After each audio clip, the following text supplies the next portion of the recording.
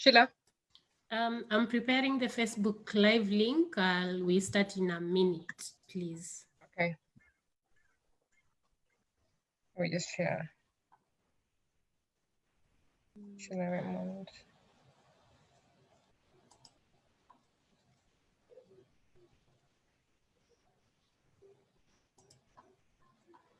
Okay. So I think we can start now.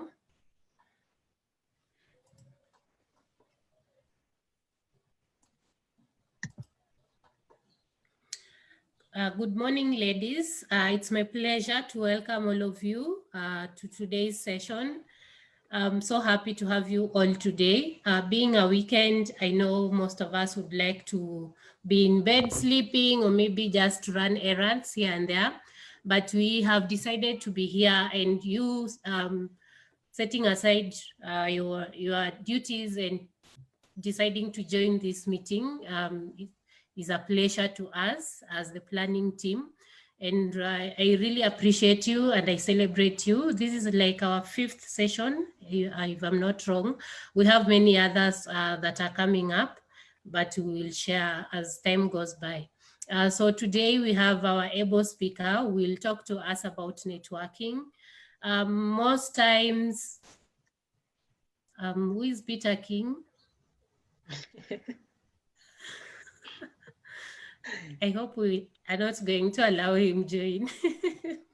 Sorry. Most times we are always told that your networks are your net worth. So today we are going to learn how to create networks and how to maintain them. So our speaker will talk to us later, but for now, just quick rules. So let us all stay muted. If you are not speaking, please stay muted. If you have a question, you can raise up your hand and the moderator will allow you to speak. If you have a question, you can also write it under chat and we will answer it under our Q&A. So for now, I'll welcome Angela Bor to open for us with a word of prayer. Hi, ladies. Hi. Hi, so let's pray. Father, in the mighty name of Jesus Christ, we thank you this morning for a beautiful day that you've given us. Thank you for taking care of each and every one of us throughout the week up until now. We also thank you, Lord, for taking care of each and every one of us from the time we met last up until now, Jehovah. We are still thriving, and we thank you for it, Jehovah. I thank you for this session. I want to thank you for our organizers, Jehovah, for the effort they've really put in organizing these sessions. I pray that you may bless them, may you bless the work of their hands, and may you meet each and every one of them at the point of their needs. Lord, I want to pray for our speaker today, Julie, who has so graciously accepted to do this, to teach us about networking skills. I pray for her. Thank you for the effort she has put. Thank you for the time she has put and all the other things she has done to prepare for this session. I pray for her. I pray for her family, her job, her needs, Jehovah, that you may meet them, my Father. And I even pray for each and every lady who's here today, who's joining here and on Facebook, my Father, who has really high expectations of this networking session.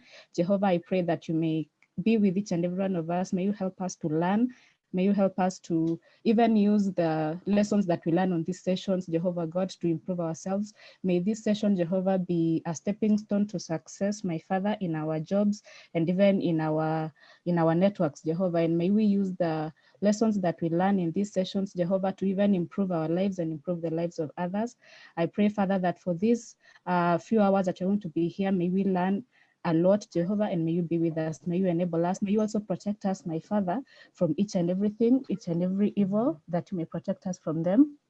Lord, that even as we continue with our day later after this, may you go before us and bless us, protect us, and be with us in each and everything. For I pray this, believing and trusting in Jesus' name. Amen. Amen. Thank you, Angie. So I take this opportunity to welcome Patience. Patience Nyanga will be introducing our speaker for today. So welcome, Patience. Thank you, Sheila, and thank you, Angela Ball, for that powerful prayer. It summarizes everything we want to do today, and I'm very happy that we could join each other again today to do this. And Juliet Kiposo, thank you so much for willing to do this. We are happy to hear from you and from your experience. So most of you have interacted with her. I know she was the one who raised her hand first to say, I'll reply to Sydney when Sydney raised questions about feminism and the things he asked from a man's perspective. And I appreciate you. So Juliet Kimotho is a human rights advocate with 9 years of experience. She says she has done alliance building, advocacy, development communications, journalism, programming, and research. And her understanding of gender issues is within the education sector has propelled her to active engagement in designing, influencing policy, programming, and documentation of various projects on the elimination of violence in schools, which is a very good thing, I think. Or most of us understand that lately we have been talking about violence in schools, sexual reproductive health, and gender responsive training across 33 countries in Africa. That's really good. Juliet is a professional gender responsive trainer and workshop facilitator. She holds a bachelor's degree in mass communication from African Nazarene University and master's in corporate communications from Daystar University in Kenya. And then she says, I asked her, why do you think the topic of networking is keen for you? And of course, she says, partly because she's built a network from scratch and she's seen the challenges of putting one together. She's tried to do this and she's managed at least 2 other networks. And now she feels that she has enough experience, which in all the cases, the experience is different. So her enthusiasm has put her in levels, but mostly in different levels, but mostly important. She's very happy to see people appreciate the value addition that the networks bring to them. And that, of course, says in a good way, humbles her. So she feels it's very important for her to be able to share experience so all of us understand that with our networks, there comes our net worth. So all the opportunities she has had or she has exposed herself to and the achievements she has made so far in Pan-African advocacy is because of the risks she's taken throughout and maybe reached the high and mighty to hear her and to be able to say, this is what I want to do, support me in this. So the question is, how do you do that effectively if you really have to think about consider all the networks that you have? So today, I'm very happy to welcome Juliet. And Juliet, we all here as your students, willing and happy to listen from you. Over to you, Juliet. Thank you so much, Patience. You know, one thing I told Patience, I hope you don't pull a Steve Harvey on me and say some things and I'm like, is that me? Who told her that? Did I write that? You know? Yeah. I remember the session we talked about CVs and one thing really caught my eye, that when you have someone else doing it for you, then they write some statement that wasn't yours, as in that doesn't describe you. Be like, yeah, was that me? Am I the one who wrote that? So thank you so much, Patience, and I truly appreciate the introduction. And also, I'm really humbled, I must say, to be part of the network, first of all, and also to share my knowledge and experience in network building.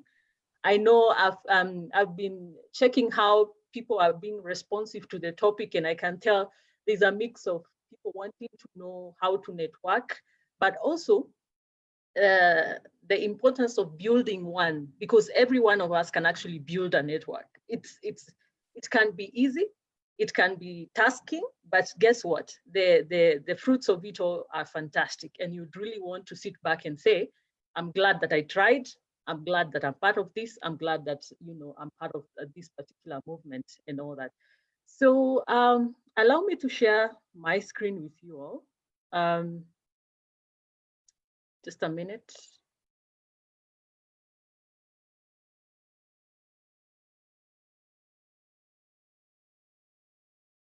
Give me some more. Yeah, there we go.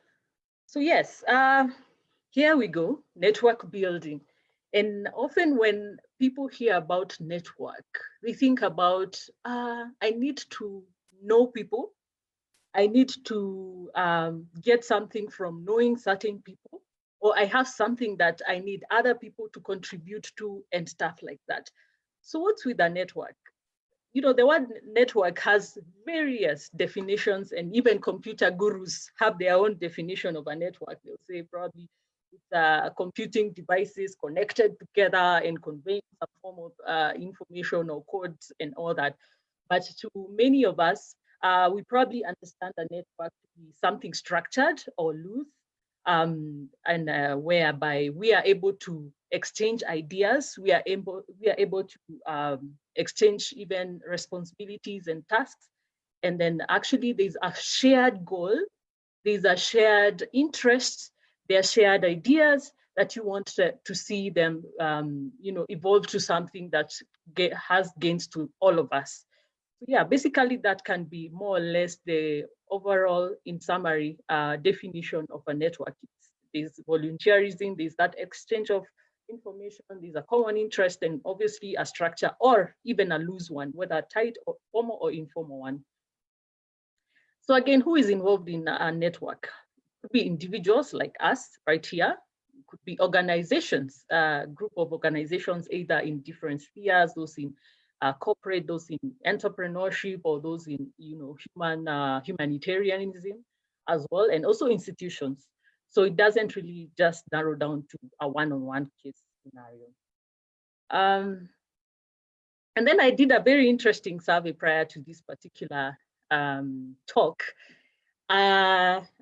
Patience mentioned that I'm a part of some networks here and there, and I really posed the questions across to those 3 or 4 networks, and I asked everyone, why do you guys network really? Why do you even want to embark on networking?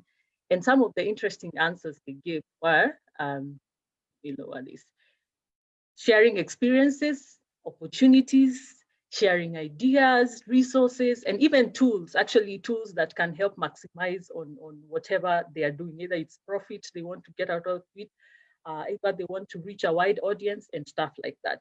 And then also to avoid duplication of effort and resources, especially this is very common in the humanitarian sector, to ensure that you have people who are bringing value addition one way or another, and intertwine everything and synchronize your efforts, and being able to come up with a very impactful program or project to that respect. And then others said, we are just there to make new friends. I mean, we all have those friendships, groups, WhatsApp groups in friendship, and we're just there to explore what life has to offer for us and make new friends and share experiences and things like that. And then others also talked about they want to learn about different backgrounds, ethnicity, customs, and things like that. And there are those, obviously, the young at heart who just said, we are just here for fun. That's why I want to find myself in a WhatsApp group. I just want to have fun and, hear what the buzz of the day is, who's trending and things like that. So that also came out in my very brief survey. So obviously from that, you can tell why people want to reach out, why people want to exchange ideas, why people want to exchange information. Now this is a very interesting part of it. So often you would want to network, actually the practice being networking. And often you will find yourself either as, I know we have introverts and extroverts, and for extroverts, this is like easy peasy. But for introverts, you sometimes find yourself like, where do I start? How do I even go and meet a certain person? For instance, the president is in the room, or you have this honcho of a top telecom company, or these big wigs, the ones we like calling big wigs in a room. Maybe you've gone to some corporate party, you've gone to some higher level profile forum or things like that. And sometimes people take their time and wonder. There's always that people like playing around with the brain cells. This brain cell one that is telling you, just go and say something. Brain cell tells you, oh my God, I am so freaked out. Hey, they probably think I'm just dumbass and all that, dumb and all that, kind of thinking. So, with networking, you don't have to be that serious about it in this essence. Networking does not only happen in corporate parties, does not only happen in high-level profile meetings or high-level forums. Networking can be done anywhere, including the washroom, including bus station, book clubs, some of these regular places, even a supermarket. You'd be surprised the kind of people you'd meet in a supermarket somewhere, and once you network with them, there could be some people that could add value to your life. So, but then also I take note of those who would really be fearful or a bit hesitant to reach out to people. And first, what if you are that person who feel a bit hard pressed to reach out to other people? You could begin actually practicing with your with the people closest to you. That could be your family, your relatives, your friends. And then eventually, once you gather courage, you're able now to extend to other people that you do not know or have never approached before. So always take that risk. And then you need to learn about the person you're going to talk to. So for instance, if you know you're going to this place and you're highly likely to meet the CEO of Safaricom or the CEO of Kenya Bankers Association and all that, you need to do some bit of background check on that person, what interests them, and so that when you're able to go and meet them, you are relevant to them, as opposed to just being picking from a sphere that is a scope that doesn't involve them per se. And then there's also this basic aspect of it that you just need to be pleasant to approach. And networking is not a one-way. It's people who want to come to talk to you and you who wants to talk to other people. So obviously, physically, when people look at you, you should not look like you are about to shoot them per se. You just need to probably have a pleasant face and a pleasant appeal towards them. It could just be as basic as a smile, or just have a comfortable face, so that people when they look at you, they're like, let me have a chat with that lady or that gentleman, and things like that. And then also for those who are in formal employment, or who are also in entrepreneurship, if you have a business card with you, it would really help. Because once you approach them, I'm sure you want them to remember that they spoke to you and that you're a person in a particular sector that could be of importance to them. So always carry a business card with you. They need to keep your contact so that they can reach out to you as and when they find necessary. And then there's something interesting about meeting new people. And this also happens to me, that when sometimes I find myself in a forum, and someone comes up to me and say, "Hi, Juliet," and you turn around and you see that face, you've never seen it, ever. You even try and jog your memory where you met these people, and you're so sure you've never met them. Actually, I'm very good with faces, but I'm terrible with names. But I remember the face and I can tell where we met and all that. So when someone walks up to you and say, "Hi, Juliet," there's that pressure internally inside that person that wants to hear and wants to accommodate what you have to say, that probably they've heard about you. And so you need to hear what they have to bring new towards you, or towards whatever you more or less are interested in that particular occasion that you're part of. So there's always that interest that grows when you go and mention people by their name, and also engage them in conversations and respectively addressing them as whoever they need to be addressed. You need also to be careful of the titles, because some of us, can go by the name Juliet and Jane and, Stella and things like that. But when you're addressing high-profile people, you need to say, Your Excellency and all that, and Commissioner so-and-so and Ambassador so-and-so, they take pride in that. So always have that etiquette, making sure that when you're calling out their name, you also remember their title and address them respectively. And the other point is more or less be authentic. You cannot be Patience, you cannot be Sheila, you cannot be Stella, and you cannot be Kentis, you cannot be Ali. You just need to be you. So if Patience can go there and probably put a very nice, polished voice or polished accent, please do not go there and act like Patience. Please just be yourself, and try to convey information in the simplest way possible that can be understood to the other party. And then the other aspect is that sometimes you would want to, for instance, and especially if you want someone to invest in your idea, you need also to know about how to put together that elevator pitch. I'll not go into details of your elevator pitch. I think there's a session that was quite elaborate about it. So, but yes, put that elevator pitch ready so that when you're asked, you're able to say 1, 2, 3. Align your thoughts in your head, so that by the time they speak to you, and when you're done exchanging the pleasantries, you can go straight to what has made you talk to them or reach out to them. And sometimes you might see in your chronology of thoughts, You probably wanted to start with how to set up this, and then how much profit it can make, and who we need here. But when you go to that person, they pick it from how much. Your second bullet point in your chronology of thoughts. Please do not feel flexible enough to be able to pick it from where they're bringing it from. You don't have to start again. No, let's start from here and go before I talk to you about this until pick it from where they respond from the question or particular idea you've put forward to them. And then there's also the aspect of ensuring that you follow up. You follow up on phone calls, you follow up on text, you follow up on the conversations you had. If you commit yourself to say that you will call them back at 6 p.m., please call them at 6 p.m.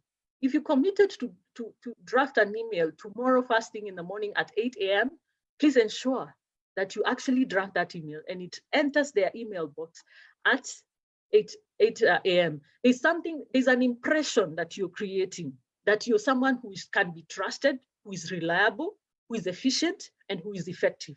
So if you do not get back to them, they just think because there are so many people that, promise things and never, commit to them or actually deliver how they planned it or how they committed themselves to do it. So always be that reliable person, efficient person, and effective. Let your word count. And then there's also the aspect of, sometimes you feel like you'll be rejected. And well, rejection happens all the time. And especially when you're dealing with those people who, quote unquote, want to call themselves so busy, they don't have time for, too much on their plate or just anyone and everyone. But apparently you'd be surprised that some of these very high profile people that are very accommodative. It's just obviously they have this security around them, they have this bureaucracy, around them. But one thing I can assure you that if you ever find yourself in a room with someone who could make a difference to your ideas, could make a difference to your plans, please, by all means, reach out to them. Go out there, shake their hands, or just, you don't begin by shaking their hands. Sometimes you just begin by calling them out and saying, can I have a word with you? Can I have 2 minutes? Do you have 2 minutes of your time? Can I, and things like, just be as polite as possible. But once they reject you, because obviously there are some who say, I am busy and things like that, please, but don't feel like now I need to leave the room. I am done with this event. I am done to even stand here and continue meeting. People are just snobs, and you get so worked up just because someone said no or I'm busy. And if you're there's some of us who are really persistent. You continue, just as they walk away, you want to walk with them and say, yeah, but you see, there's this, and things like that. You can actually, it's part of the elevator pitch. So there are some who, along the way, they will stop and wait a minute, you mentioned something that is of interest to me. But there are those that will completely reject you and block you out. Once that happens, do not feel like it's the end of it all. Do not even leave the room. Do not feel like you've lost it all. By all means, it was just a bad day. And it doesn't mean that that is who you are, a reject. You are not a reject. Please always try again and compose yourself and reach out to other people in the room that could be of value. And it's very interesting because sometimes you go to these events and the people you targeted might have rejected you, but the other people that were part of the meeting, you will find one person who could actually add so much value to whatever you wanted. The unintended outcome. We like using that in the humanitarian world, that unintended outcome. You had this thing you had planned. This is the planned input. This is the exact planned output that we need. But along the way, you realize the unintended outcome. You realize you can even get someone higher or more, a person who can bring more value than the person initially you targeted. So do not lose hope and continue engaging with the other people that are in the room. And then also accept the risk. You will never know when you try. That's a very important one. And knowing that the person that you're seated next to or the person who is across the room can actually be someone worth establishing a long-term relationship with. So yeah. I think I've talked about that. Then I'll go straight to why networks exist. I think the first thing about it is, one, we want to communicate. And why do we communicate? You want to convey a message, you want to understand, you want to interact and all that. So yeah, people actually join networks for that kind of communication, and also for reasons that I explained earlier on. And then communication can be horizontal and can be vertical. I don't really want to delve into that because I know there was an entire topic that went into communication and all that, but at least just understanding that it can be vertical and also horizontal. And also people do network to boost creativity. And when you talk about creativity, is every time you come up with an idea or something you want to do, and some of you who are in charge of selling products and manufacturing products, you know that at some point you will need a business accelerator, you will need a marketer, you will need someone in finance, and you will need, all those people that, can help boost your idea to something really great. So in networks, you are likely to find these people who can actually build your product to be something great and go beyond borders and things like that. You see a lot of people in business delving into such kind of networks to be able to boost their products and so forth. And then also another thing that forms part and parcel of networks is the just basic nature of building consensus. And this you will see. This is basically what happens when I'm sure you're aware about the interest cap rate. And you see, you saw how banks actually could reach out to each other and say, we need to go, should be our standpoint when we talk to government, when we talk to CPK, when we talk to other actors that are in the corporate sphere. So again, people network to build this particular consensus that yes, we are competitors, but we have a common issue. So let us all rally behind that issue and push that issue to the people who hold the highest responsibility or decision making of that particular issue. So again, people build consensus because of that.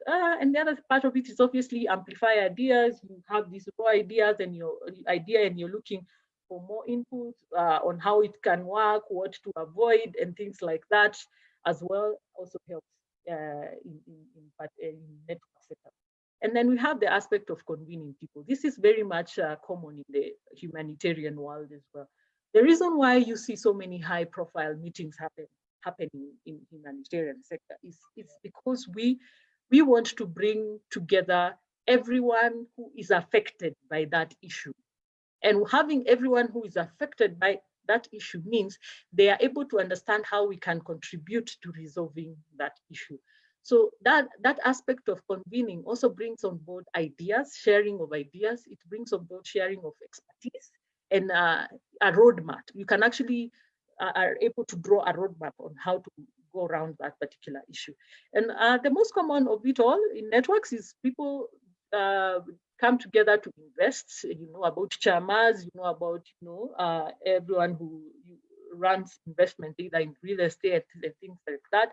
Others are in to provide. You have a product you want to sell and you want to reach out to particular people around it. Maybe you have a niche, and obviously you join that particular niche and want to convey details about your product to the niche for them to buy. And then the other bit of it is building communities. This is a very important one because building communities per se does not necessarily have a monetary value. You don't need to exchange money or exchange products for this to happen. The beauty about building communities is something that can last and stand the test of time. Sometimes you've noticed, when you start networks and when you're old, you lose some people along the way or something of the sort. But with communities, it means they will always have something to refer to. There's that sense of belonging that this particular group has propelled so many people to be at a certain level or to achieve certain goals and things like that. In fact, this is one thing I really appreciate in order for networks to have a long-lasting effect on people's life. First, consider building communities. Build that sense of belonging for everyone to feel that this is a place we can always call home, or this is a place that can be trusted in terms of whatever you want to achieve. And then the aspect of facilitate growth and effectiveness as well, that is also common. Whether the growth can be professional, the growth can be also career-wise, can be, innovation-wise and all that. So that's, you see that also appear in networks. And obviously the last part is mobilizing energy and resources. We do this all the time, even in our current network of media and PR women.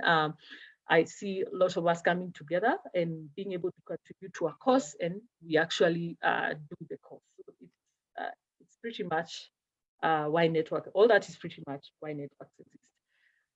So assuming you want to put together a network, what exactly do you need to take into account? What are the pre-existing conditions to be able to have one in place?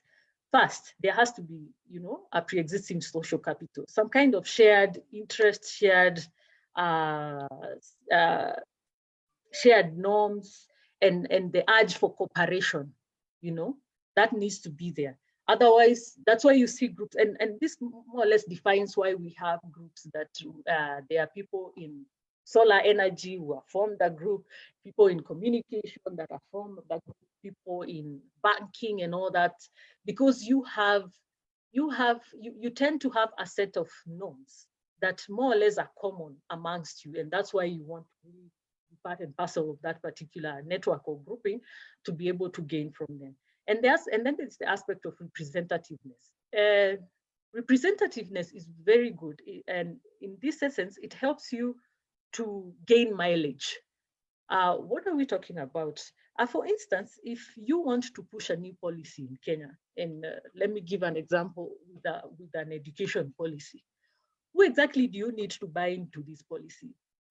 One, you probably need all the stakeholders or the actors in that particular policy issue.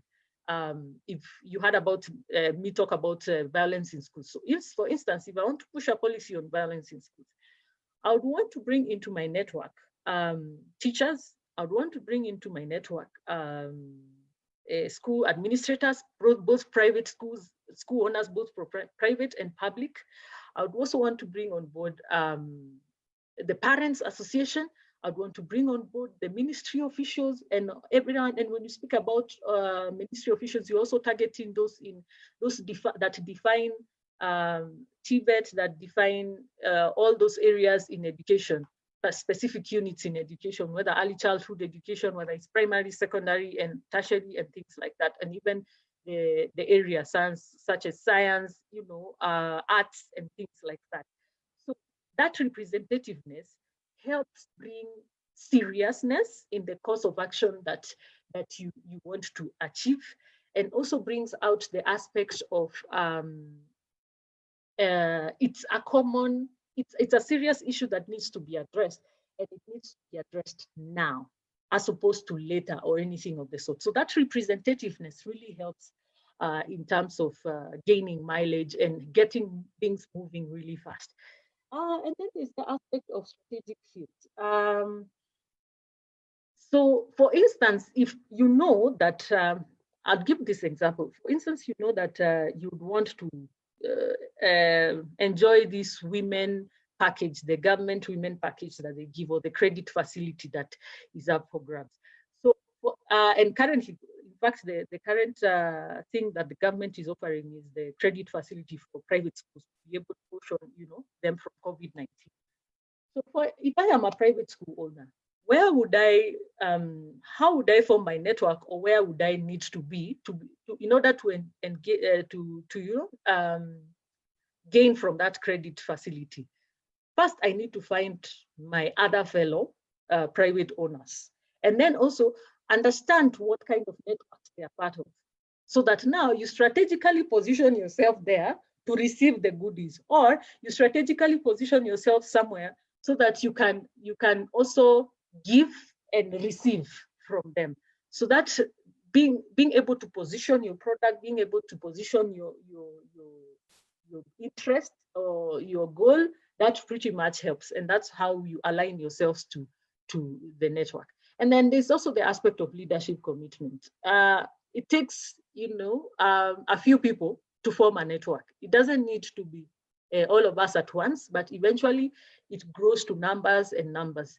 And with leadership, the leadership in a network needs to be offering that platform for people to actually network and for people to actually, their key goal is to coordinate that network. It's not to control. So that's very important.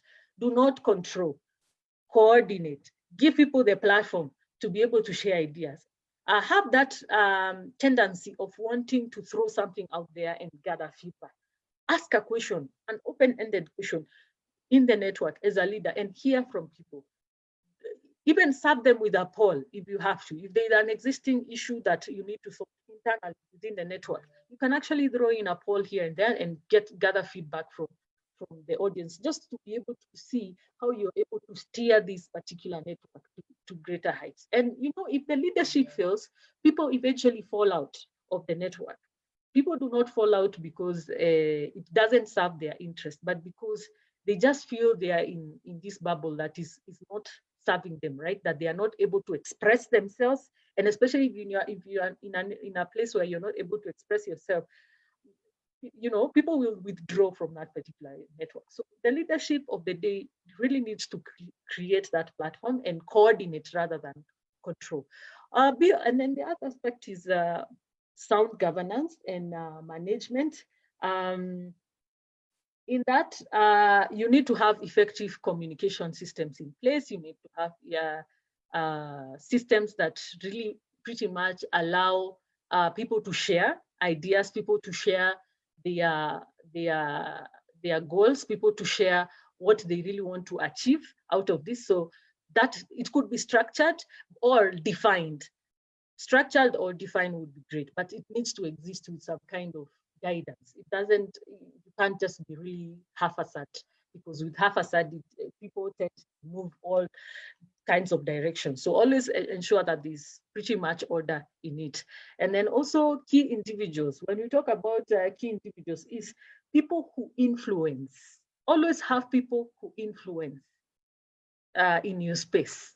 And with people who influence, they help cut out the lengthy process that could be involved in getting business done.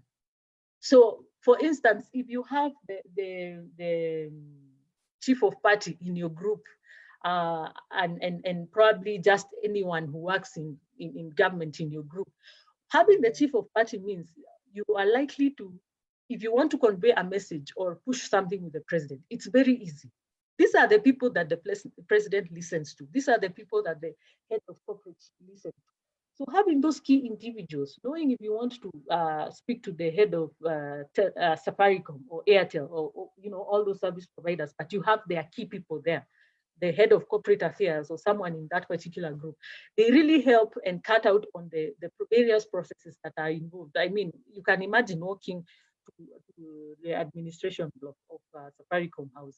By the time you reach to the CEO, it would be crazy. It will be really crazy. You might as well get an appointment another day and things like that. And it happens. It's normal. It's part of the hierarchy and all that.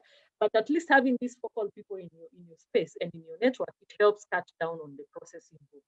And then the good thing of a network, it's supposed to bring that aspect of informal links, being able to freely reach out to someone as opposed to having those A, B, C, D, and D to reach a particular person or whoever or whatever you really want to pursue.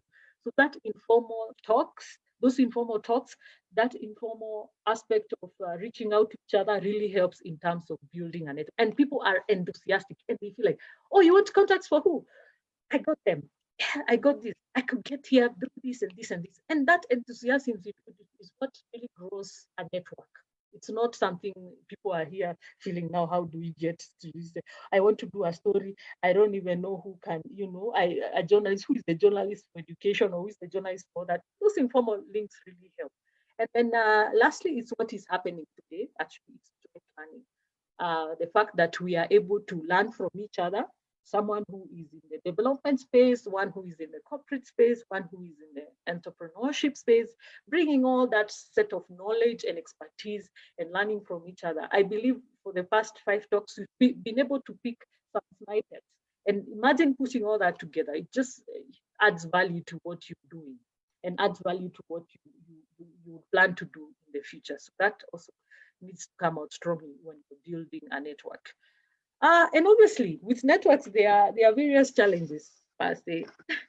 And the fact that, for lack of a better word, everyone comes with their own baggage, or everyone comes with their own set of expectations. And so this is bound to really happen. So for instance, participation versus responsibility. There are those people in a network who they will not miss whatever event is there in that network, or whatever activities happening. They will not miss in that activity. But you know what they are there for, to get profit or to gain from it. But they never give back.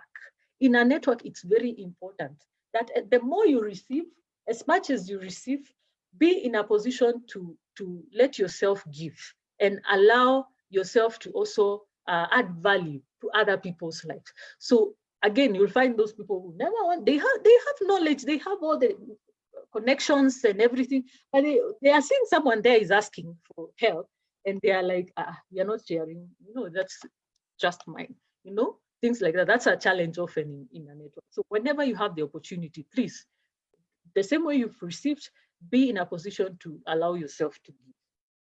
The other aspect is coordination versus control. I think it's what pretty much I mentioned, that and falls really hard on the leadership, that leaders should be able to give that platform for people they should be the ones coordinating as opposed to controlling, telling people today there is no lunch, or things like that. It becomes now an authoritarian system or things like that, yet it should be really accommodative, because these are people who want to add value to each other. It's more or less like a goodwill setup as opposed to authoritarian setup. So, and then there's also linkage between individuals and organizations. For instance, in networks, sometimes an individual might represent an organization, something of the sort. And sometimes when you convey a standpoint about what you feel or what you think about an issue, for instance, the issue to do with LGBT matters, or an issue to do with interest rates, and there's probably someone in the institution, in the network, that belongs to an institution that is opposing it, but your network seems to be more or less pro, and this person represents a network that an institution that is opposed to it. So you find people want to quit because of that. They feel that they are going against their institutional position, or they are going against their own personal, ideologies and things and opinion towards that particular issue. So it's also important to know that these particular challenges are there, and as leaders and as people in the group, responsible people in the group, you should be able to have that, sobriety to say, yes, we differ on so many things. But it's also a space where we are coming from, we are different personalities, and we need to explore our ideas, and we need to explore our opinions. And it doesn't mean that we are tainting that particular institution or individual to that respect. So that also can be a challenge. The other aspect of information versus action. So now this, whenever with this one, it's usually more or less a situation where someone is posting information that is not relevant to that group, and when you post information that is not relevant to that group, obviously nobody will act towards it.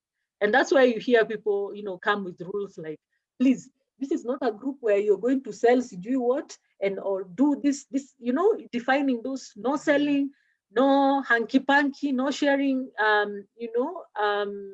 cryptic messages and things like that, because obviously there are those people who somehow feel that they want to start some trouble, things like that, or unconsciously actually share information, and nobody reacts to them. So yeah, there's that dynamic as well that can also actually even cause a stir inside the network. And then there is the aspect of focus versus inclusion. This one is very interesting, and especially when it comes to those people who want to rally around an issue that you want to change. For instance, the sexual offences bill or things like that. The reason as to this is because the groups that come there, there are very many, broad networks that are coming on board to rally behind that particular issue. But having a network that has all those organizations and all those individuals that hold alternative opinions about something, when you introduce something that opposes their standpoint, for instance, something that opposes the raising of the age of marriage from 15 to 18, the chances are people will withdraw. And also there's also the aspect of people have different interests. There are people who want to push this so that they tick a box for the donor. There are people who want to push this issue because they genuinely feel that it is very wrong for my daughter or for my son to marry by the age of 15, and there are those buried interests coming on board and things like that. And the energies that can be put that can reveal this, and you'd want to know, why is this one so pushing this so much as if it's a life and death situation? It's not that it's a life and death, and others it's not a life and death. So there's that, push and pull around various interests, and the fact that you're in a group that we need to be inclusive. There's also that pressure of we need to be inclusive. We need to add this particular group and that one. You can't leave anyone, but you realize in order for you to push that particular issue, there are people who will be left behind. There will be a minority, people who do not accept or adhere to or are in the same school of thought as whoever is proposing that particular bill. So also that can become really a challenge in the group. And also lastly, there's the aspect of process versus structure. In this, it's more or less like the networks should be more or less interested in facilitating the process. And yes, the structure is there, but the structure should not come into the way of a process that can bring matters to fruition. And an example would be this. For instance, if yes, obviously there are rules when you're building a network. You come up with rules and obligations. This is what we are doing on Monday or Tuesday, or this is what we intend to do. When someone does this or this, you should not share this. You should not do this and things like that.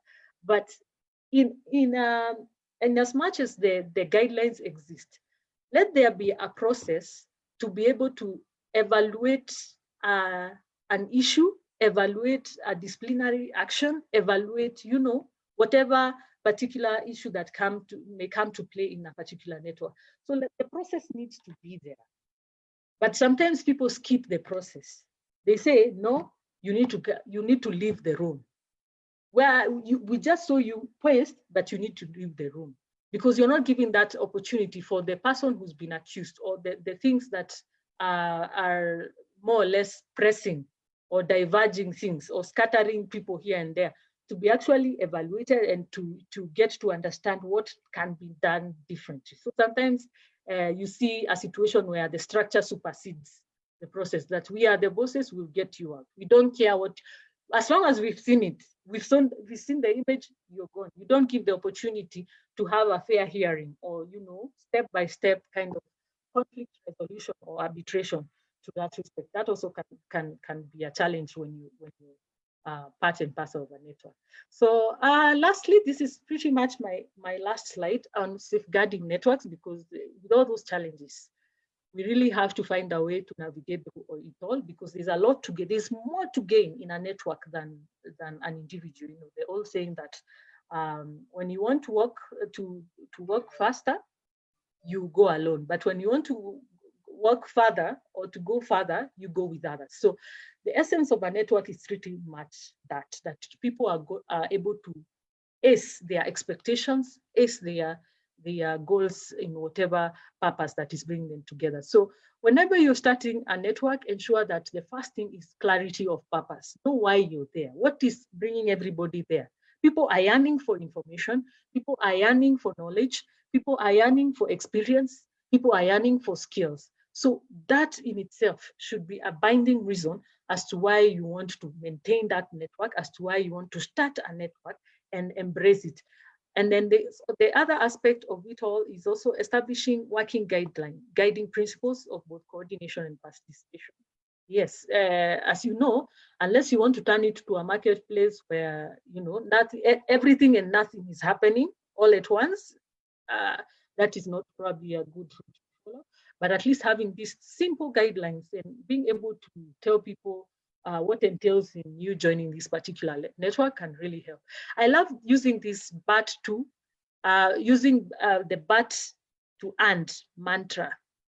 And this really helps even in facilitation. If you're a facilitator in a networking group, this can really help. What I mean by the BAT to and mantra is, you see the way you always start with an opinion and say, yes, we know that you can do this and this, but it can't work in this. No, when you're dealing with people coming from different cultures and different personalities, encourage that. And in fact, if you're a facilitator, you say, okay, yes, we do not agree with this, and now bring your opinion to the next part of the sentence. That way you are accommodative. You bring a sense of accommodativeness. Mostly when people hear BAT, like all hopes are gone. And you all know, even when, especially during this COVID-19, when the lockdown was effective, and I could see people joking around and saying, however, when you hear the president say, however, boy, our hopes are shattered, we are done, So that, but it's like the however that you see the president say. So imagine when you're in a set of different personalities, different interests, people who are bringing in different voices here and there, always have that intention to use the word and. Okay, fine, we've heard of this. What else is there? Can we hear about it? As opposed to, no, we've heard of this and it's fine, being more biased and things like that. So ensure, in order to safeguard, have that BAT to and mantra. And then last but not least, and which is the cherry on top, is with networks, funding is not the priority. Value addition is the priority. So if you're setting up a network, have in mind that the one thing that you need to ensure that prevails is value addition. And it's not necessarily for you to make money, for you to sell a product or things like that. It's just value addition. And underneath that value addition, you'll be able to find resources, you'll be able to boost funding, you'll be able to get all kinds of things coming your way. As long as your golden rule is more or less like value addition at individual level and at group level. Thank you so much. I'll now take any questions, and over to you, Patience or Sheila. Thank you. Thanks so much, Juliet. That was quite an interesting conversation. And yeah, funding is not a priority, value addition is. So ladies, is there anyone with a question? You can raise up your hand and you can ask the question directly to Juliet. Let me stop sharing so I'm able to see the chat. Okay. So questions? Well, who is Hilda? There's something there. I've not seen them yet, but if the one has image of the one in charge, the image of Hilda, there's something weird happening there. Oh, okay. Whoever is Hilda.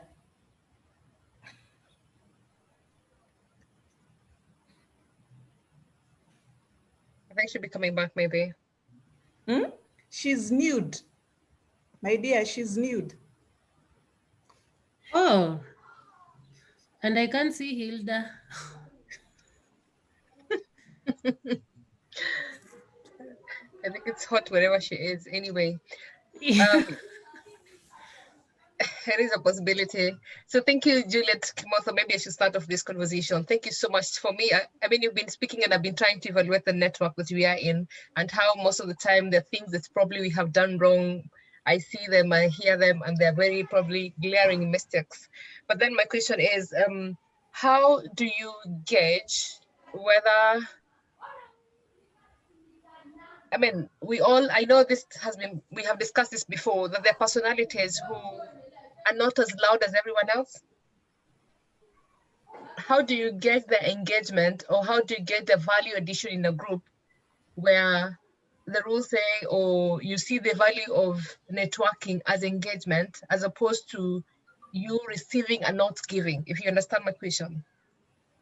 How do you ensure that everyone benefits in an equal measure, yet we all have different personalities, but all of us find ourselves in a group that has, that is valued through our engagement, for example? Okay, great. First of all, obviously everyone is in that group because there's something that interests them. That's, first of all, that's the foundation of it. There's something that interests them, that when I join this group, I'll be able to gain a knowledge on if it's communication, on how to, come up with very good tools to be able to communicate at the workplace and things like that. But I also want you to think through, to have a mind like a teacher. When a teacher enters a classroom, there are students who are very active, and there are those that prefer to just sit and listen. And often when you enter such a classroom, one thing the teacher is taught to do is to ensure that they get the contribution of everyone. That as much as they are giving to all the students, they also receive. And there's need for that deliberate reach out to these particular people, knowing very well they will not be the loudest. Obviously, in a network, you see the common faces and the common commentators and the common people who contribute and things like that. But have that deliberate initiation to reach out to these people, even side chat them and ask them, hey, I hope, so far the network is adding value to your life or to your profession. Even ask them, do you think there's something that you've been able to gain out of all this that is happening? And then that particular feedback, based on what they tell you, you'll be able to see, yes, they have gained. They don't have much to say, but truly they have gained, which is one of the aspects and one of the reasons why you establish a network, that people gain out of it. So if they've gained, consider yourself halfway through the journey. If there are some challenges that they are encountering, they should feel free and say. But there are some who will say, I'm not in a position to, not everyone is a presenter. So like in the group that we are in, not everyone will want to speak, but it's okay. That's why we are human. They are leaders, they are followers, they are in the development space. We say, usually you form this group where there are people, when you want to push a law or you want to push a policy, they are foot soldiers. Foot soldiers are those like, well, you'll see carrying malware and things like that. They are part of that network. Then there are those who draft the actual statement. You see the statement where you're going to read.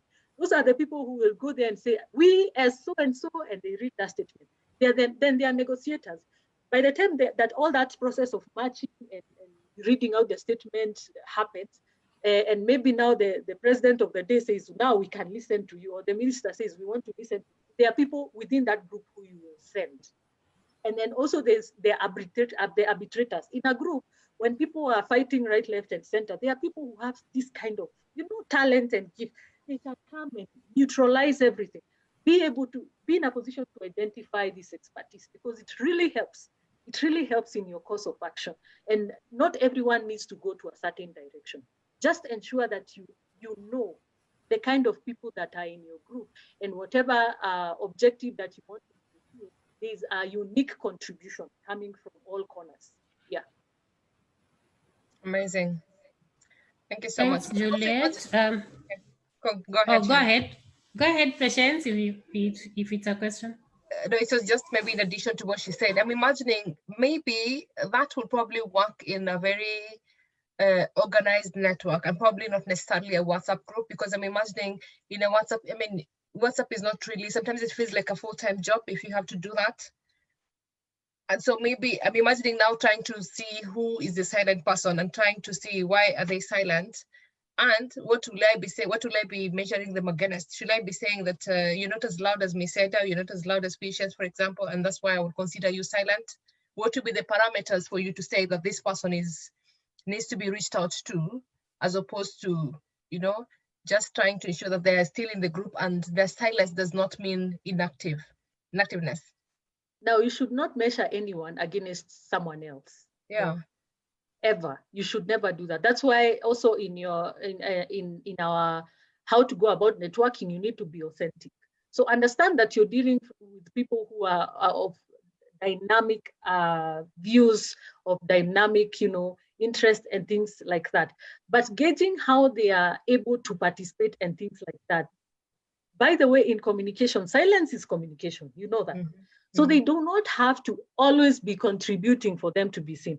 But I want to correct you and say, at the point of our very lovely and able leader, Miss Seda, by the time she removes you from the group, she has probably monitored your trends and noticed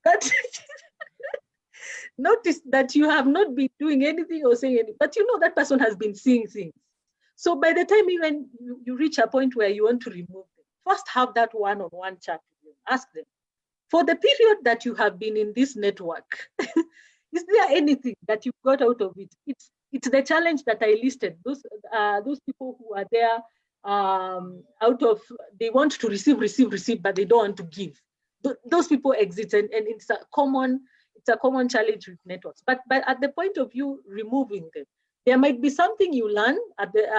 Obviously, the removal might happen because if one of the rules, there's always a balance. If one of the rules is you clearly cannot not contribute or anything, everyone needs to know that that's a rule. And at one point in time, it will apply. It's not a bad thing to have rules. Just ensure that the rules are accommodating, but also give that platform or that create that space that people are able to express themselves and say, honestly, at the beginning, you might be surprised. There are some who say at the beginning, I found it interesting, but now it has become boring. So such a person, removing them, they have nothing to lose. They are just bored of being part of that particular network, or you people are just feeling their inboxes and things like that. So there's that balance that exists. But as long as if there are a set of rules and regulations, they are well known to anyone. Sometimes by the time you're removing them, they don't know that you created a rule like that. So first, ensure that there's that kind of orientation that is happening periodically for them to know this is what you stand to lose if you continue being that silent, cornered person somewhere and things like that. Yeah. Thank you. We tend to improve. Thank you so much. Yeah. Ngele has a hand up. Yeah. Hi, good morning. For me, what I would like to emphasize when it comes to networks is the sanctity of ensuring that we don't share information that is not private to third party. In the age where we are having issues of people doing screenshots of conversations and sharing them, we need to ensure that we can trust one another within a group or within a network. That I don't, that for example, Patience doesn't reach out for me to help her with a certain issue, then tomorrow everybody knows about the conversation I had with Patience because she shared it with me in confidence. So we need to also ensure that when we are forming these networks, when we are engaging with people in networked forums, that we are also being called upon to be people of high regard, that tomorrow you don't share stuff that has been shared in confidence with you or conversations that you've had one-on-one with the people who you're networking with. Because with that, then it breaks the trust. And also it speaks a lot about your own way of being. So that's all I wanted to add. Thank you. Yeah, and I just need to echo Ngele and say that should form part and parcel of the guiding rules and regulations for that particular group. That once you're caught, sharing that information outside and to third parties that are not part and parcel of that group, this is the disciplinary action that you take. As long as people have that knowledge, and when they go against that particular rule or principle, by all means, as the leadership of the group and as the people who are, responsible to putting order in a particular setup, please, by all means, go ahead and use your leadership, muzzle to that respect and ensure that order is maintained in the group, because that's how you grow. You cannot grow with a disorderly kind of setup. Yeah. Thanks, Juliet. Penina's iPhone has her hand up.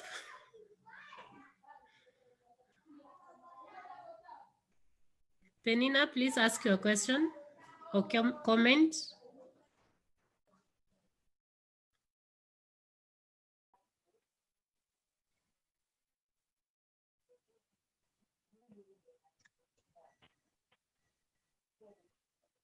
I think there's a question, Sheila, there's a question on the chat room. Have you seen it? Yes, I've seen it. As we wait for Penina, maybe we can ask the one in the chat. So Anne is asking, how do you renew a relationship that died off? Maybe because you did not nurture it and then you realize it was an important part of your network that you need back. And as you do this, you do not want to be seen to look like you're the bad person. Okay, the first rule about conflict resolution is being able to accept where you went wrong. So accepting does not mean you're the bad person, by the way. It just means that you acknowledge there's something that you did wrong that might have affected the other person negatively and might have caused that withdrawal. So when you're fixing relationships that have been broken in terms of a network, I'll not talk about the personal ones, the loved ones, those ones, they are so much involved. But let's talk about the network ones. You begin by the point of where did you go wrong? Because once you accept that something wrong happened, and then you're able to identify that wrong, and having that particular conversation on what can we do better? We failed in this, how can we undo this? If there's no, place, sometimes even the negotiations, sometimes they don't work. People want to, I'm done with you, I'm done. That's why I say it in the rule of networking, accept rejection. It is okay. It is okay to be rejected.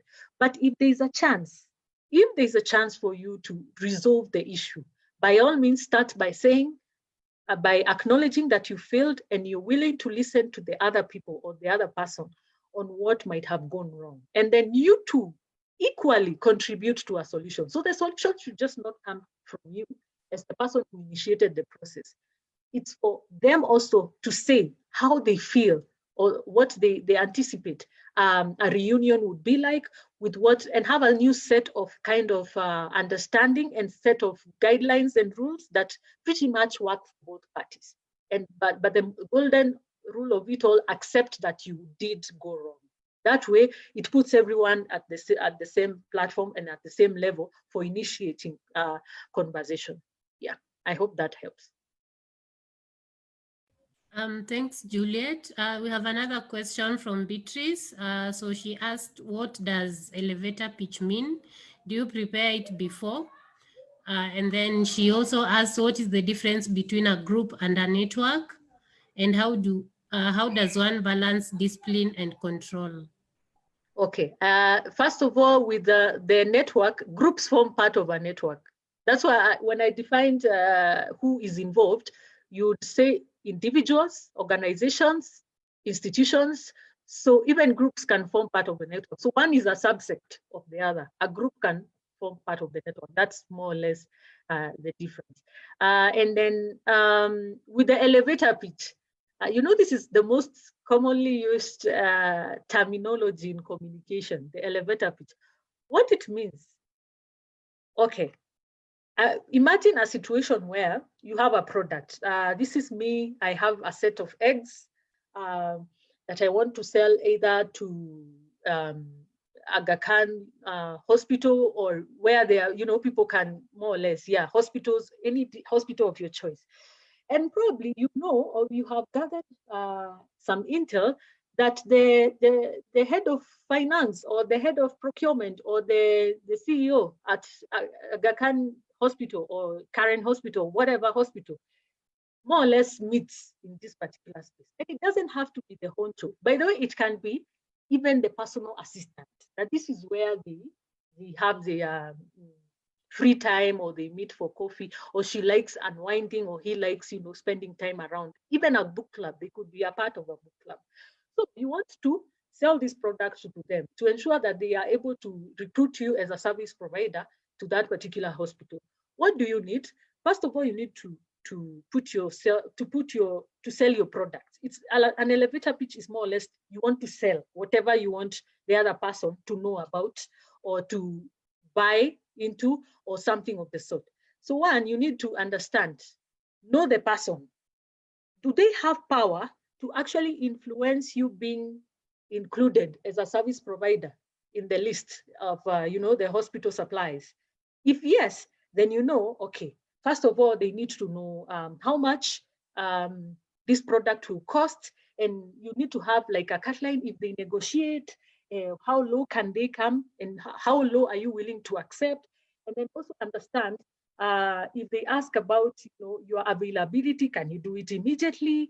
And also if they ask about let's say how many can you do in a week and things like that. You see the nitty-gritties of the efficiency, more or less how you can be efficient. Should they choose you?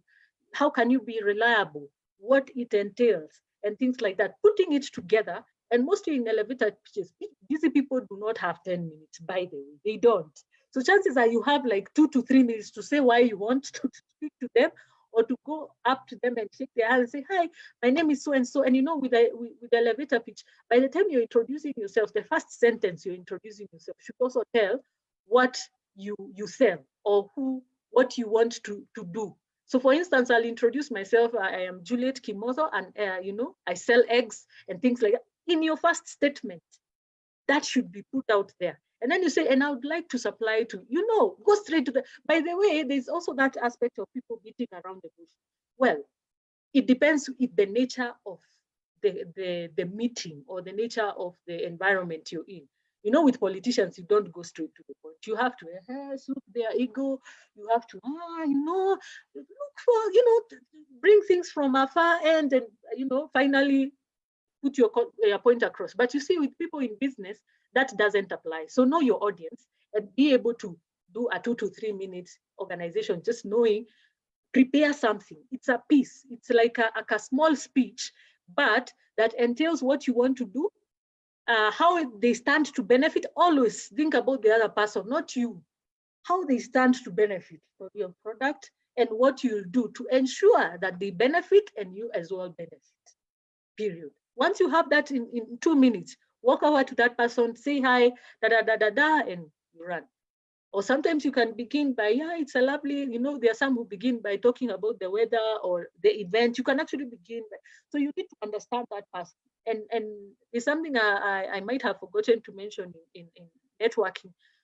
Know when to enter into a conversation. You might see where these people are standing, they are talking to someone else. So you don't just go in and say, hey, I am so-and-so and things. You just first walk, stand next to them, listen to the conversation they are having, contribute to that conversation, and then have that etiquette. Know at what point you feel like this. Now, when they start talking about, there are these products that are, interesting, because I also have a product, things like that. Know how to cue in your conversation. Just don't go and bulge into people's conversation. It's first of all very rude, and two, you stand a chance of being rejected and not even wanting to stand next to you. They can even disperse, and leave you just there to in confusion and in horror. And then the other question she asked was how to balance discipline and control. Wow, that's pretty much pegs on leadership. And the point where I mentioned leaders should coordinate, direct coordination, and not necessarily what was the word? I'm trying to remember. Coordinate rather than control. Yes, coordinate rather than control. In balancing discipline versus control, coordination means you're giving the opportunity for people to express themselves. So even in your quest to enhance discipline, ensure that you give that fair opportunity to the other party to be able to express themselves. If they still express themselves, and when they do, they acknowledge that they've done wrong. If it's part of your set of guidelines that to forgive and offer like 1 or 2 chances, that can be applied. If it's not part of your set of guidelines, let them know that unfortunately it's not part of the guidelines. That's why we are choosing everyone here to accept rejection. So they will need to accept that rejection. But by the time that is happening, ensure that you have explored all options there is that take into account inclusion and take into account accommodativeness. Yeah. Thanks, Juliet. We have another question from Doris. She asks, for introverts mostly, one would feel that only the loud ones' opinion are taken into consideration. For leadership, what's their role in finding a balance among all the members? Actually, now still, this falls part and parcel with leadership and also as well as participation. So for instance, and I do this all the time, I notice there are some people who are quiet in some other networks, and most of them are introverts. And, you know, because some of these people you've met with them face to face, others you've never met. So for those you've met face to face, you can tell they are introverts. So with introverts, if you know you're a loud person, by the way, reach out to them. There are people who are introverts because they can't approach, but they can be approached and strike a conversation with you. You get that? There's often that dynamic of people in the group.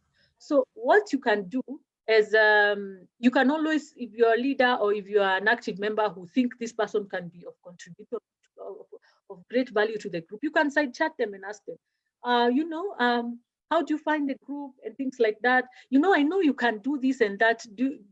Or do you feel that this opinion offends you? This and that? Just do you feel like I should table this to the audience? That's the aspect. You act like an intercessor. So that intercessory role is also very important in network building. The confident ones, reach out to the ones that really do not. By the way, introverts, I'm not saying introverts are not confident. The loud ones, please ensure that you are able to reach out to those who are not very loud, or even the leadership. But also being too loud can be a liability. You know, loud is not even the word. Thing is, those that are visible, that they will always contribute. You're able to see them. When someone asks a question, they are typing like 3 replies or 5 replies. Every subject they are contributing to. They are those people, by the way, and it's their personality. First, you need to understand that you're entering in a space where people have different personalities.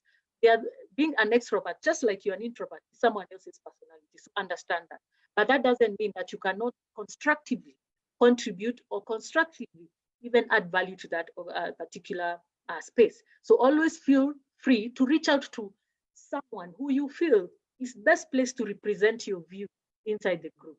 Even if they have to hide your source, you as the source, they can do that. Always feel free to reach out to someone on a one-on-one basis who can actually push forward whatever you want to say in the group. And it's very okay. Yeah. Thank you so much. We have another question from Jen Wambui. She asks, there are people who join a group with an intention of exploiting and advancing their personal cause more than the network. How do you deal with such?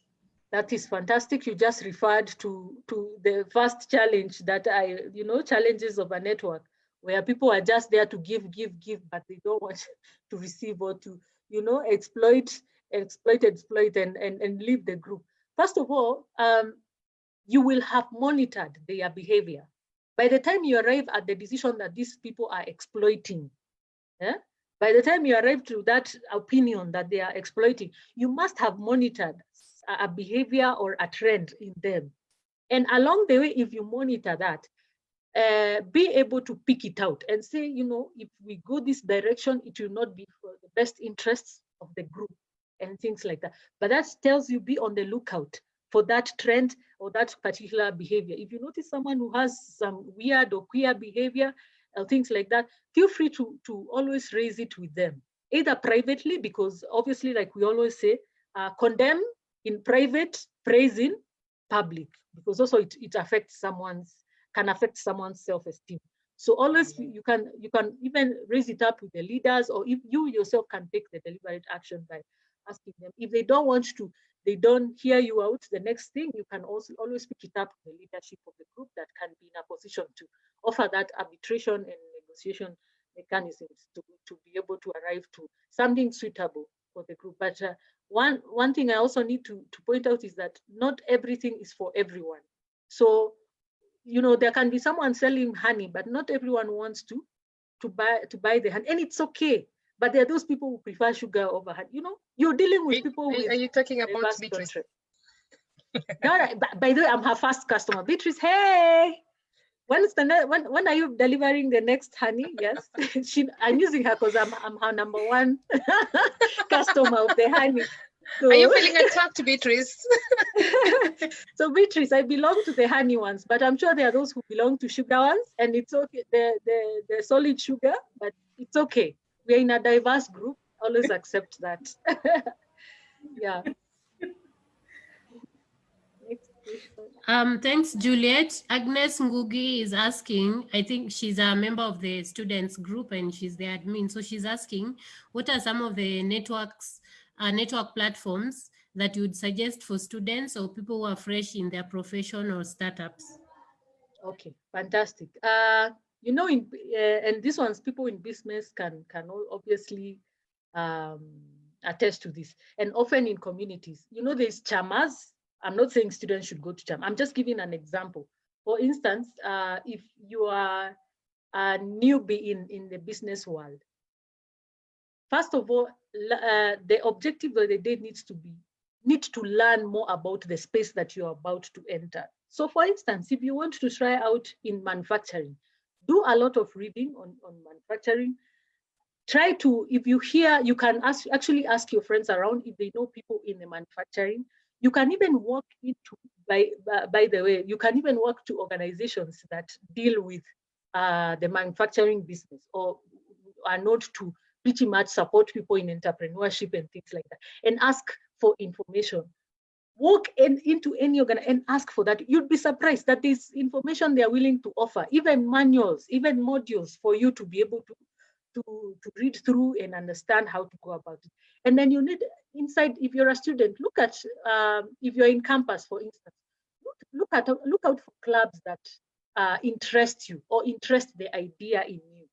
So for instance, if you're very keen on technology, maybe there's a coding network or there's a coding club inside campus. Ensure that you register to that. Or there's a business club in campus, register to that, because there are these basics that you learn in such networks. And by the time that you're leaving campus to now go fully fledged into business or get employed into a business environment, it is not, by the way, you'll find that there are few things that you learned in that club that apply there. It might not be 100%, but the basic knowledge of it all you might have gathered from that particular club. So align yourself with clubs or initiatives at campus level that speak to what you want to do or that interest you.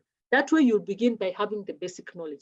Now, outside the campus space, you will need to do a lot of searching online and finding out if there are, now we are digital. So there are many groups that are there, in groups of startups, groups of leadership, groups of, humanitarian work and things like that. If you can search online and find one and request for your membership, that would be great as well. If there are contacts that you see online that you can call and find out if you can join that specific network, please go ahead and use it.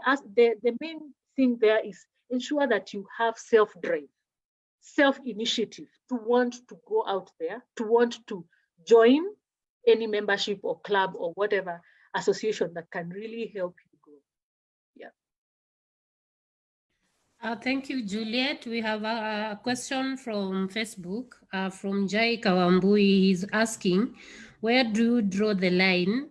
More often than not, most people get you when they only need something, and you get used, and then they'll only remember you when they have another need again. So where do you draw the line? Those people who only come to you maybe for networking when they need something and then disappear. They'll come again when they need something else. And again, how do you prove your worth in that network? Okay. The first question, you know, I'm not sure if the relationship that person has with the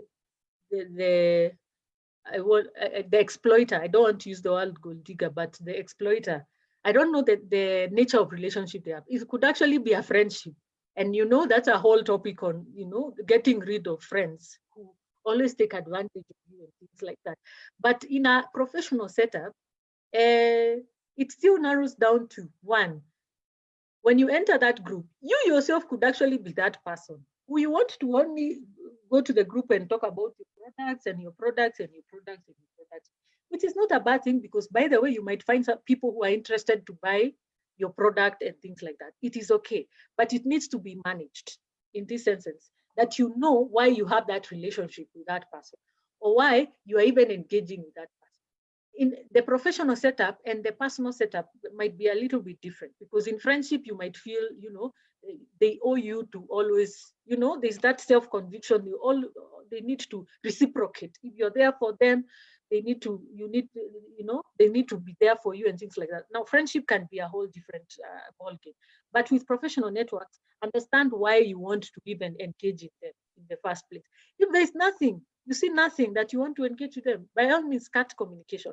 But if there's something that you see you can give to them and they can receive from you, engage with them, even tell them, you know what, I feel like most of the times you're the one, you know, gaining from this. Where, you know, do you have something that I can get out of you and things like that? Pose that question. That's why you're in that group, to gain from each other. You have some set of things, that ideas or things, norms and practices that you share together. But pose that question to them. Feel free. Do not die there alone. You know, always giving, and wondering how they can help. Ask them, hey, now I have been giving you. How can you help me also? You'll be surprised. They'll be like, oh, okay. They might want even to share a thing or two about, you know, with you or from you. Exactly. So take that initiative. Don't die, you know, in a circle or somewhere in a hole and say, I can't reach out to them. Be bold enough and ask them. Thank you, Juliet. We have 2 minutes actually remaining, but I think we can add ourselves like 5 minutes. So I'll give this chance again to Penina because her hand is still up. Penina, do you have a question or a comment?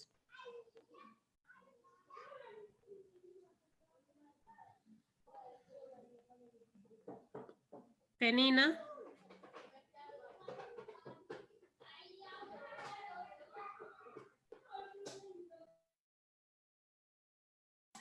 I think Penina does not want to speak, or maybe her question was answered. I don't know. So thank you so much, Juliet, for taking us through this session. It was quite an interesting session, and the ladies here and even online are appreciating you for sharing with us today.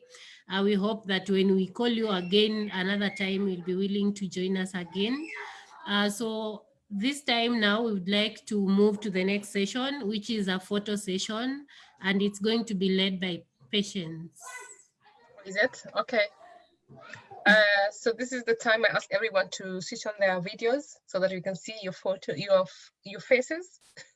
So good to see you, Ngele. It's been a while. Esther Karago, Jacqueline, Elods, Jael Kea, Esther Gakonyo, Amitai, I think. Who else? I can see Pamela Njuguna. Esther Karago, Esther, are you with us? Who else? Lods Wolusala. There you go. I really like this, then I see people's faces. Agnes Guge. Nesoba, I think. Nesoba somebody. Yeah, hi, it's Ruth Nesoba. Yeah, it's Ruth, right? We don't see your face. Joy, I'm sorry, my settings are not really working well today. are you sure? Yes, I am. My internet connection is unstable, is the message I'm getting back. So I'd rather just be on this. Thank you. Okay, then we believe you. So what do you prefer to say? Ngwashe? Ngwashe. Sorry? Ngwashe would do for me. Ngwashe will do for us, right? Yeah. Okay, so let's go. I think this is going to be just one. Yeah. Let me see. No, maybe we have two actually. Two screens. Oh yeah, Yeah, I we see. do. I thought it was one. Okay, so I think the first screen has everyone apart from Ruth Nesoba. So let's go. I say 1, 2 to 3, and then you go Ngwashe, right? 1, 2, 3, Ngwashe. Ngwashe. 1, 2, 3. Ngwashe. Okay, so that's the first screen. Thank you so much. Let me go to the second screen. I see everyone else who is on that screen. I'm missing Christine Gatara, Fatma, Kamalanjuguna. Your name is still appearing on the second one. And Linda. Shiko. Okay, some of you are missing. Okay, let's do this again. 1, 2, 3. Let's go. Ngwashe. 1, 2, 3. Ngwashe. 1, 2, 3. Ngwashe. Masikimani, it's very good to see you. Yeah, and oh, Jentuo, very nice to see you too. Okay, I'm done with this. So thank you so much. I will share the photos. Thanks, Patience. So the next session is an announcement from our next speaker. So she's going to tell us what to expect in our next session. And the next speaker will be Stella. So Stella, please tell us what you're going to share with us in the next session, because the topic is communicating in uncertainty. So what should we expect? All right, well, good afternoon, ladies. I think we know that we are going through a period of extreme and rapid change globally. And I think this is now even outside the coronavirus situation. We are definitely going to be dealing with its effects for a long time. Bill Gates yesterday predicted that we would be feeling the effects of coronavirus and even having the virus through to 2021. So we are going through a really, we're going to be facing a really difficult season as we adapt to a new way of working, a new way of living, a new way of engaging with each other. And therefore, there's no better time for communicators to come through and keep people connected, keep people engaging with each other as we face this change. This is a period that is unprecedented, as we always say. The last time we saw something like this was 1918. None of us in this room was even a thought, let alone a scribble somewhere in 1918. So we're looking forward next week to just seeing how we as leaders here, women in businesses, in communities, in homes, and government and other places can support leadership or ourselves as leaders to help the people that we work with go through a period of intense and rapid change, but by leveraging a skill set that we all bring to the table, which is communications. So I hope to see you next week and just remain engaged and have a robust conversation. Thank you. Thanks, Stella. The session is actually on 5th September. Yes, 5th. That's not next week. 5th. Yes. Yes. 5th of September. Yeah, so 5th will be the session. As you can see, it will be an interesting conversation. So please, ladies, prepare, block your calendar for 5th of September. So I would like to thank you all. Sheila. Yes, Sheila. yes. I see Penina is back. I wonder whether she still has a question, and maybe she might want to ask a question at this point. Oh, she's back. Penina, your question? You're muted, Penina.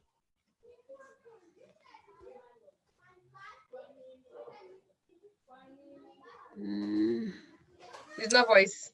Yeah, no voice.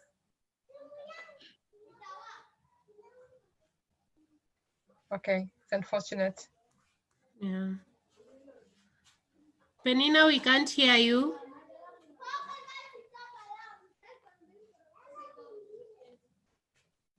No, it's not working.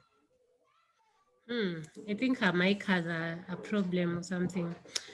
So ladies, we've come to the end of the session today. So I would like to thank all of you for staying with us for the 5 more minutes that we've added. And so I'd like to wish you all a lovely afternoon, a lovely weekend, and let's continue networking in the group and everywhere else we network. So we are going to have a closing prayer from Linda. Linda, please pray for us. Hi, everyone.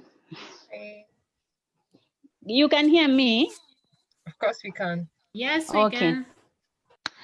Thank you, Juliet. That was an amazing conversation. I really learned a lot. I joined the Network for Media and PR in Women just recently, and I can say the network has been very valuable in terms of the conversations that we usually have. So I want to pray for this network, just in line with the topic of discussion for today, networking skills. So let's believe and pray. Thank you, Heavenly Father, for this beautiful, beautiful Saturday. Thank you for all the conversations that we usually have on Saturdays for this network. I thank you, Lord, for bringing us together, different personalities, different people, different tribes, different ethnic groups. I thank you for our diversity in this network. Strengthen all the valuable connections that we have here. Enable us to get fresh ideas every day, fresh knowledge from this group. Also help us to advance our career even as we continue to network. Oh Lord Jesus, we ask that you build confidence in introverts and even in extroverts. Continue just building confidence in all of us. We pray that we continue to grow each other, both those who are very much developed in their careers and those who are just starting up. Let us even develop other relationships outside this network, dear Lord. We thank you for Juliet. We thank you for all the gems that she has really given us, even as we move on to create other networks outside this group. Let us continue building relationships even outside this group that we have right here. I pray for the leadership of this network. Continue giving them strength. They are working really hard for us to continue to get this value from this group. It is in Jesus' name I pray and believe. Amen. Amen. Thank you. Thank you so much, everyone. Have a lovely afternoon and a lovely weekend, everyone. Let's meet in the group and continue the conversation there. Thank you. Thank you. Thank you. Bye-bye, everyone. Bye-bye. Bye-bye. Watu wanafanya nini Saturday? Watu wanaimba. Wow, nice. Bye. Patience, will you graduate? Yes, and I would like to join. I would like to join the network formally. Who's there? Oh, Patience, Jen, yeah? when are you Patience. graduating? Next year in June. The graduation is like the one for Daystar once a year. So the one for this year is already gone, which was in June. So our cohort graduates next year in June. So you're all welcome. We can plan so that we can all come to Cardiff that time. Wow. Oh yeah, that's Yeah, you can start Patience. saving. So I've just joined in the chat.